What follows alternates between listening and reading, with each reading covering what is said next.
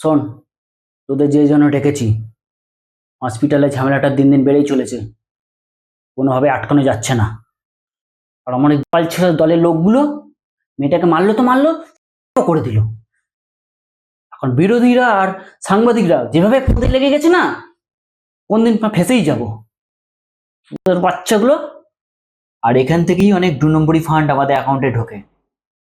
আর এদিকে আন্দোলনকারীরা ওই রাত্রির দখলে ডাক দিয়েছে, বুঝলি?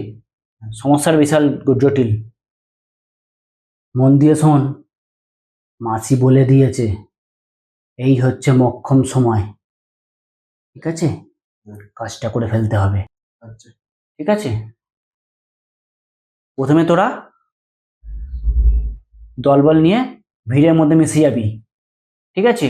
ওখান থেকে আস্তে আস্তে কিছু লোক গোপন রাস্তা দিকে চলে যাবি, আর কিছু ব্যারিকেড ভেঙে ভেতর ঢোকার চেষ্টা করবি, ঠিক আছে? আর সেখান থেকে নিচে থেকে ভাঙতে ভাঙতে যাবি। একটা কথা মনে রাখিস, আমাদের টার্গেট 3rd ফ্লোর।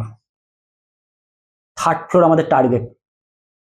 3rd ফ্লোরে যাবি ভাঙতে ভাঙতে গিয়ে একদম তছনছ করে দিবি, একটা প্রমাণও যেন বাইরে না যায়, মনে থাকে যেন, সব শেষ করে দিবি। আর হ্যাঁ, যেসব স্টাফগুলো আছে না, ওদেরকে একটু করকে দিবি, মনে রাখি, বলে দিবি দ্বিতীয়বার যদি এরকম আন্দোলন চলে এই ঘটনা আবার ঘটবে, ঠিক আছে? করকে দিয়ে আসবি, তারপর দেখছি।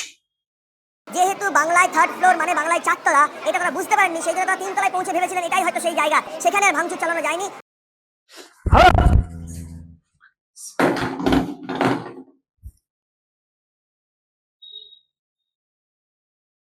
দাদা গাদার দল, প্রমাণ লোপাট হলো না, আর আন্দোলন ভাঙা হলো না, মাঝখানে বিরোধীরা সাপোর্ট পেয়ে গেল।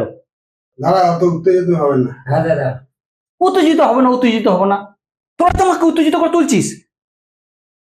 একটা ছোট্ট কাজ, একটা ছোট্ট কাজ তোদের দিলাম, সেটাও তোদের দ্বারা হলো না, তো তোদের পুষে আমার লাভটা কি? হ্যাঁ, তোর টাকা দিয়ে কি জন্য? ছেড়ার জন্য? আমরা ঠিকই আছে। হ্যাঁ দাদা, 3rd ফ্লোর আর 3 তলা যে আলাদা এটা বুঝতে পারি। বুঝতে পারিনি, বুঝতে পারিনি, তোরা কি গন্ডমূর্খ নাকি যে বুঝতে পারিস নি? নাকি ওখানে কচি কচি মেয়ে করছিলিস, আর মেয়েদের লাভ হচ্ছে নাকি তোদের? এবার আমি মাসে কি জবাব দেবো? ও তোমার রক্ত চষে খাবে।